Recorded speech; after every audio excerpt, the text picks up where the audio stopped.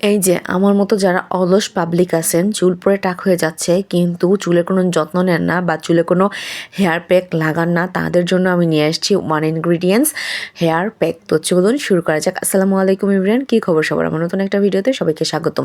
তো হেয়ার প্যাকটি বানানোর জন্য আমি নিয়ে নিচ্ছি 1 মুঠ মতো মেথি দানা। এই মেথি দানা যে কোনো গ্রসারি শপ বা মশলার দোকানে গিয়ে বললেই হবে, দামও খুব কম। এই 1 মুঠ মতো মেথি দানা আমি একটু ধুয়ে তারপর ভিজিয়ে রাখছি। এটা সারা রাত ভেজানোর পর পরের দিন দুপুরবেলা দেখেন মেথি দানা পানি খেয়ে ফুলে উঠছে। এই পানি সহ আমি মেথি দানাকে পাটা পুতায় বেটে নিয়েছি। আমি পাটা পুতায় বাটাটা এক্সপার্ট না, তাই আমারটা মিহি হয় নাই।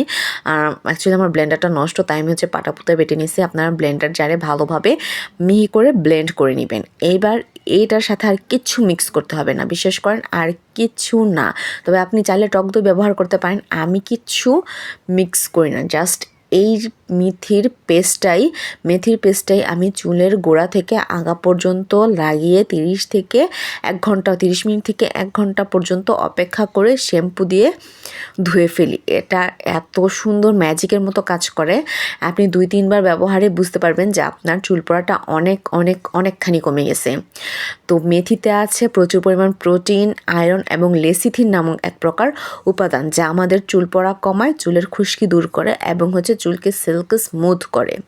কিন্তু আমার কাছে মনে হয় যে এটা সিল্ক স্মুথ করার চেয়ে বেশি ভালো কাজ করে চুল পড়া কমাতেই। তো ট্রাই করে জানাবেন। আজ এ পর্যন্তই। আল্লাহ হাফেজ।